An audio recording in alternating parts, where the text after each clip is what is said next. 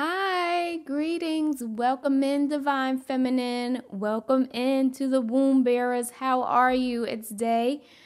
This is my channel, The Divine Mind. Welcome in. So, today I wanted to drop another tip for those of you who are struggling with fibroids, endometriosis, PCOS, and womb health issues, okay? Just so you know, if you want a more personalized focus, you can actually book a reading through my website.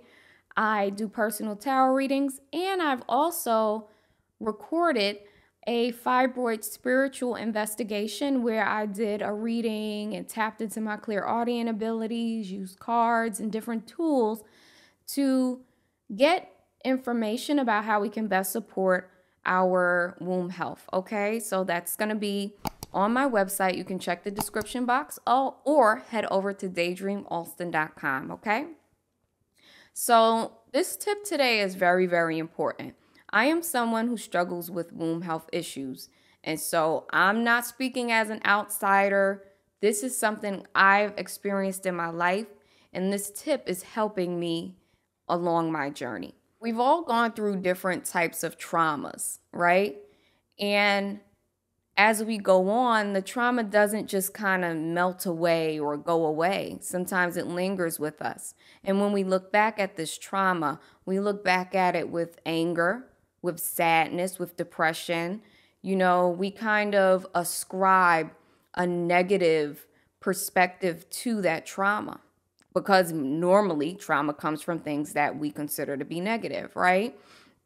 So say you grew up really poor and you struggled with poverty, right? And now your perception of money and wealth is kind of skewed towards lack and scarcity because of what you've experienced. And I'm not blaming you and saying it's wrong. I'm just saying this is, a tendency of human beings to look at things and be like, oh, well, that was bad for me in the past, and to carry on these negative feelings attached to that experience, right?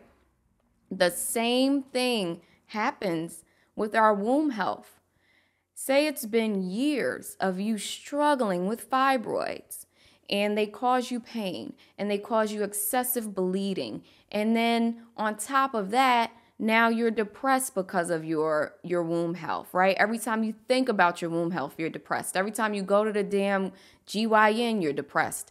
You know, every month when your cycle comes around, it's like, oh God, here we go again, right? And if this has been going on for years, again, there is an energy attached to it. There's a perspective attached to it that is negative.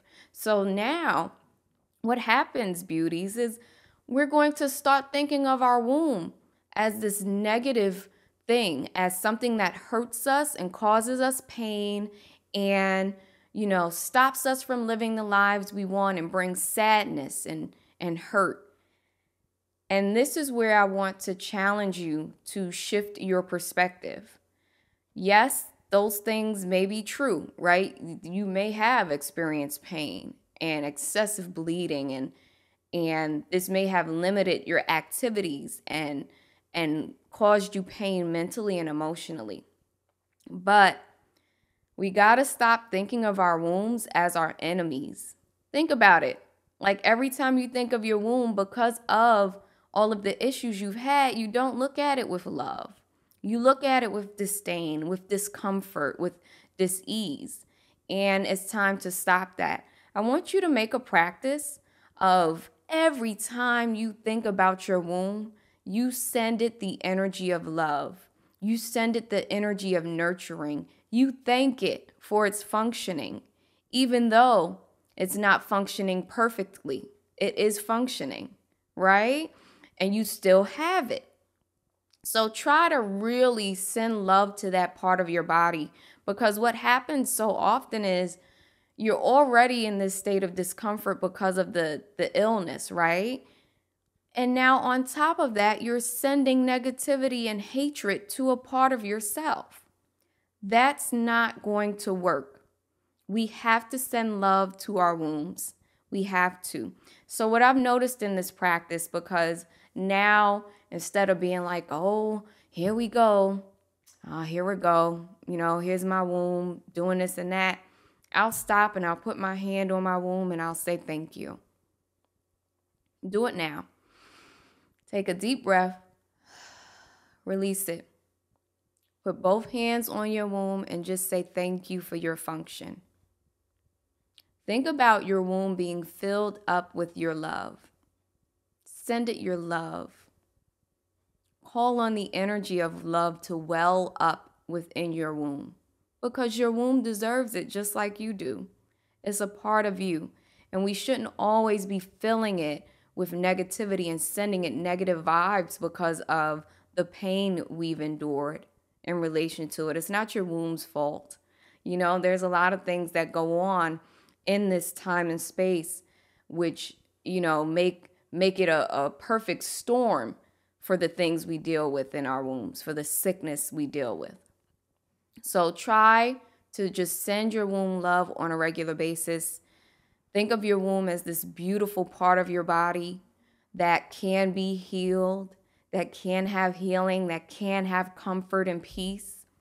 And I know that's not going to be easy all the time, but it literally helps. Like, I literally can feel it. Anytime I focus on my womb with that sense of love, what I've noticed is I literally feel joy in my womb. It's kind of like my womb is grateful that it's receiving love instead of hatred, instead of anger, instead of like, God damn it, I wish I didn't have to deal with this. It's like, you know what?